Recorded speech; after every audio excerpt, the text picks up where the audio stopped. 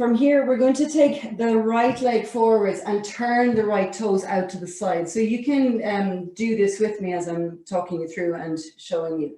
We're going to keep the right foot completely flat. So we're not going to come up onto the tippy toes of the right foot. We're going to cross at the thighs and take the left leg directly behind. And then we're going to come up onto the tippy toes of the left leg, right? So from the front, this is going to look like this initially for the setup. So you're crisscrossing those legs quite strongly. So remember, right foot stays flat, tippy toe on the left foot, and then we're going to come down into 2 types of squat at once, right? So that left leg is on a tippy toe squat, the right leg is on a flat foot squat. Now we're going to take the left arm above, right arm below, for the eagle, the Garuda Mudra at the back. Pressing the head back into that left arm. If you can't take hold of your hands, just take hold of your t-shirt so you have a point of reference there. Try and keep your trunk as upright as possible.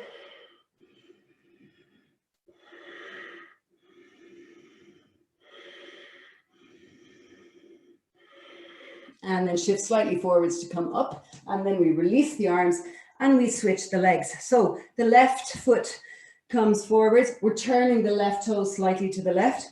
Cross the thighs. Stay flat on the left foot, and you're up on the tippy toes of the right foot. This time it's the right arm that comes up, left arm underneath, and then press the head back into that right arm. Keep yourself as upright as possible as you hold your balance. Let your drishti, your focal point, look directly forwards. Eagle eyes.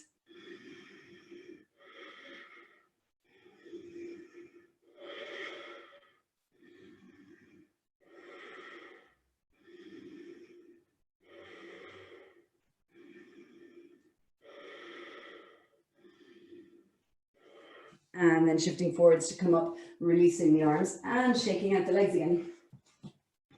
So we're going to come down into Malasana or squat. Have your feet a little bit wider than shoulders. And if you can, keep your feet parallel for this particular version, right? So we've been working a little bit with toes turning out today and indeed beforehand, but just keep your feet parallel today if you can. Heels stay grounded. So we're going to come right down. Let's take the left fist into the right hand and just wrap the right hand around the left fist and pressing the elbows in towards the inner thighs. If you're not that low in your squat, no matter at all, just take your hands to prayer position and the elbows are pressing into the air beside you. Trying to keep your feet parallel is probably the most challenging for most of us. So really work on that, lifting through the inner arches, pressing into the toes so they don't budge. Weight comes into the heels also.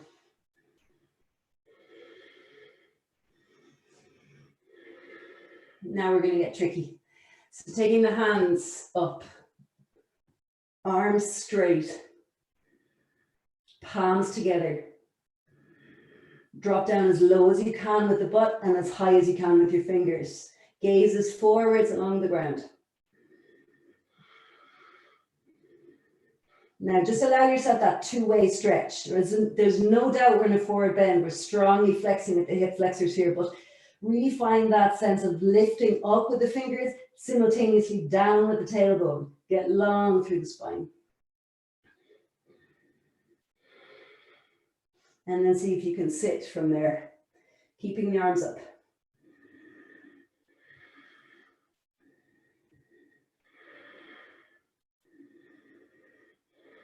Good, and releasing the arms. That's not easy, well done. So we're just coming into a version, an open version of Ardha Baddha Padma Paschimottanasana. So I'll show you from the side and you can join me because I think you're all familiar with the conventional version of this. We're just going to do a slightly different version to help us to stay open while we experience forward flexion. So just take the left leg into full extension and then dorsiflex at the left ankle. And then we're going to take up the right leg exactly as we did earlier in our standing half lotus. And then just cradling that leg, taking the right ankle onto the outside of the left thigh so that the ankle joint itself is safe.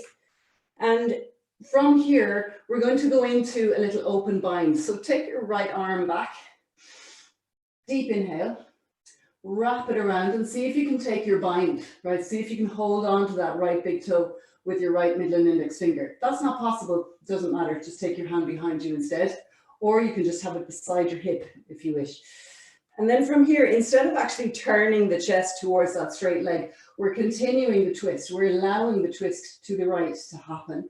And then take hold of your left foot if you can, or if not, take hold of the shin or even the knee. So we are forward flexing technically just by sitting here, right? So it is a forward bend, but we're adding a little twist into the mix. And this helps us to stay open, helps us to experience a spinal twist. This is perfect if you have any issues with digestion or if you have particularly bad menstrual cramps. It brings lots of blood flow and movement and prana flow to the area without any compression whatsoever. So it's a really good way to just get any stuck energy moving.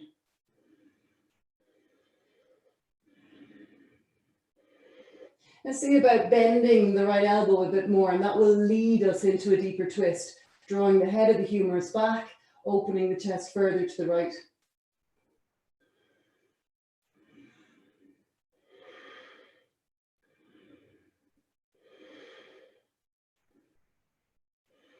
Slowly coming back to center, and we'll take a Vinny from there. So crossing the legs in whichever way is suitable for you, hands to floor beside you, jumping back to chaturanga.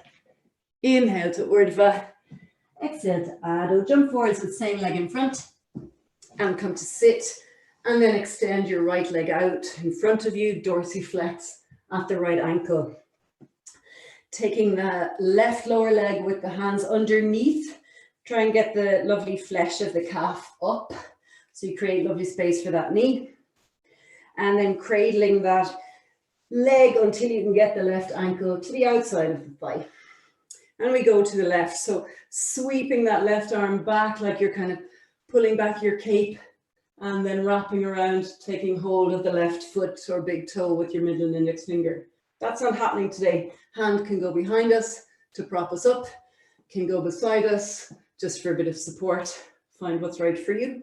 And then taking hold of your your right foot with your right hand. And then twisting from there. So let your drishti be somewhere that it suits your neck. If the drishti looking back strains your neck or compresses, we know that compression is kind of the enemy. So just try to angle your head so that it's comfortable around the neck, right? Don't force ever. Left elbow bending a little more maybe. And just imagine creating a window of space between your back and your left bent arm. And this will lead the head of the humerus, the top of the upper arm bone back, and therefore opening the chest and allowing us to twist more.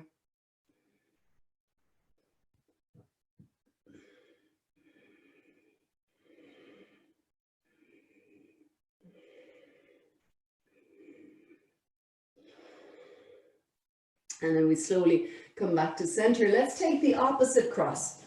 So the opposite leg in front, hands beside us, jumping back to chaturanga. Inhale to urdhva, exhale to adho, and jumping forwards with that leg in front again.